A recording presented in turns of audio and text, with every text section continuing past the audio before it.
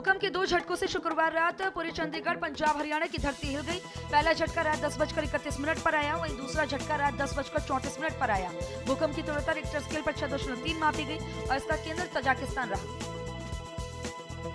दिल्ली में हरियाणा के मुख्यमंत्री मनोहर लाल खट्टर की बजट को लेकर डिनर डिप्लोमेसी पर सांसदों के साथ चर्चा हुई। खट्टर ने कहा कि सांसदों के सुझाव पर अमल किया जाएगा। वहीं खट्टर ने कहा कि किसानों के आंदोलन को लेकर कोई अहम चर्चा नहीं हुई। प्रदेश में बजट सत्र के समय कांग्रेस मुख्यमंत्री मनोहर लाल खट्टर की सरकार के खिलाफ अविश्वास प्रस्ताव लाने जा रही है, जिसको लेकर खट्टर ने कहा है कि हमारी सरकार को किसी का डर नहीं है, लेकिन विपक्ष का रवैया ऐसा ही रहा तो हम अगले 5 साल और सरकार चलाएंगे। प्रदेश में भाजपा जसपा सरकार के खिलाफ कांग्रेस अविश्वास प्रस्ताव लाने जा रही है। राज्य के पूर्व मुख्यमंत्री और कांग्रेस के वरिष्ठ नेता भूपेंद्र सिंह हुड्डा ने कहा है कि कांग्रेस 8 मार्च को सदन में अविश्वास प्रस्ताव पेश करेगी। उन्होंने कहा है कि मोदी सरकार के 3 नए कृषि कानूनों के विरोध में ये प्रस्ताव लाया जा रहा है। कोरोना वैक्सीन लगने के 8 दिन बाद शुक्रवार को कविता नाम की आशा वर्कर की मौत हो गई। परिजनों का आरोप है कि स्वास्थ्य विभाग ने सही उपचार नहीं दिलाया और कोरोना वैक्सीन के कारण उसकी मौत हो गई। अटावला निवासी 35 वर्षीय कविता बीते 12 साल से गांव में ही आशा वर्कर थी।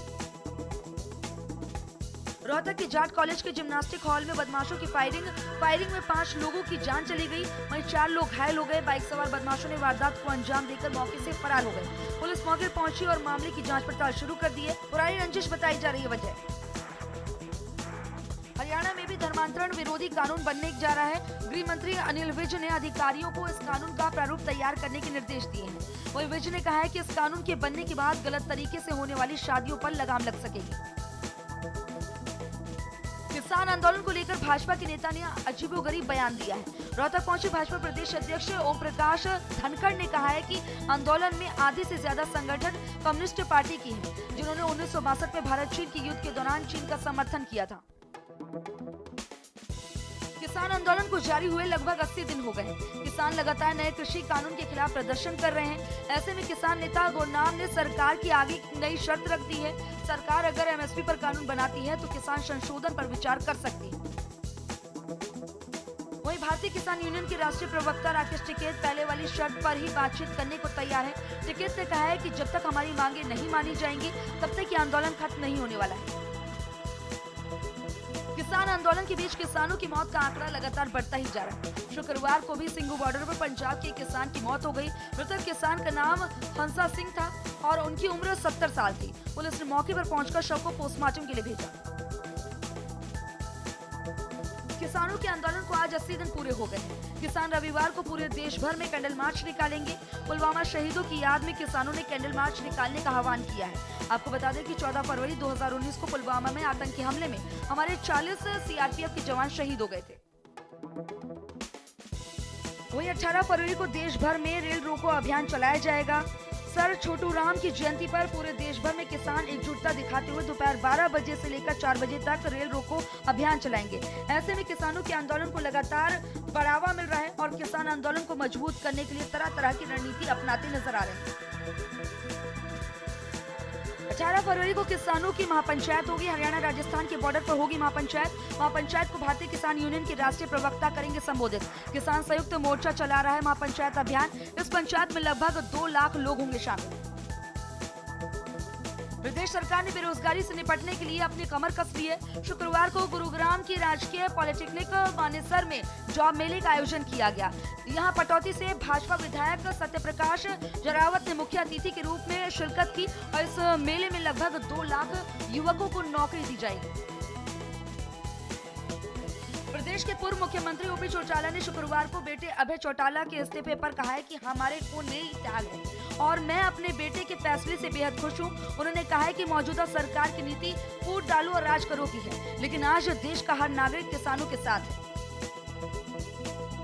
शुक्रवार को कांग्रेस विधायक नीरज शर्मा दिल्ली में केंद्रीय रक्षा मंत्री राजनाथ सिंह से मुलाकात करने पहुंचे और उन्होंने रक्षा मंत्री को एनआईटी विधानसभा क्षेत्र से एयरफोर्स रोड 100 मीटर के मामले में जानकारी दी और उन्हें समस्या से संबंधित ज्ञापन भी सौंपा। रक्षा मंत्री ने अधिकारियों से रिपोर्ट लेकर उचित कार्रवाई का आश्वासन दिया।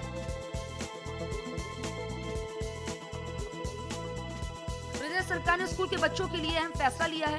रिटायर्ड टीचर की भर्ती करेगी प्रदेश सरकार। इन शिक्षकों की भर्ती कॉन्ट्रैक्ट पर की जाएगी और 30 अप्रैल तक नियुक्ति के आदेश जारी कर दिए गए हैं। 11वीं और 12वीं के अधूरे सिलेबस को पूरा कराएंगे रिटायर्ड टीचर। सीबीएसई का बड़ा फैसला 1 अप्रैल से शुरू हो सकते हैं स्कूलों में नया सेशन। राज्य सरकारों के निर्देशों का करना होगा पालन, लेकिन ये स्कूल सिर्फ 9वीं से 12वीं तक के बच्चों के लिए खोले जा सकते हैं। वहीं स्कूलों में कोरोना गाइडलाइंस का पालन करना अनिवार्य होगा। जॉब मेले में आए भाजपा विधायक सत्यप्रकाश जरावत ने कांग्रेस पर जमकर हमला किया। प्रेस से बात करते हुए उन्होंने कहा है कि राज्य में भाजपा की सरकार है और प्रदेश में भ्रष्टाचार के युग का अंत हो चुका है। हमारी सरकार सभी को मेरिट के आधार पर नौकरी देती है। भिवानी सदर थाना पुलिस ने चाचा के हत्यारे 2 भतीजों को गिरफ्तार कर लिया है। 1 फरवरी को खेत के पास ट्यूबवेल लगाने को लेकर चाचा को भतीजे ने लाठी डंडों से पीटा था, जिसके बाद घायल को पीजीआई रोहतक में ले जाया गया, जहां उसने थोड़ी देर के बाद इलाज के दौरान दम तोड़ दिया। गोहाना पुलिस ने बिछवाड़ी गांव में अनिल हत्या मामले में 2 आरोपियों को गिरफ्तार किया। पकड़े गए आरोपियों की पहचान अमित और सुमित के रूप में हुई है। दोनों बदमाशों को शक हुआ कि अनिल इनकी सूचना पुलिस को देने वाला है, इसलिए उन्होंने उसकी हत्या कर दी।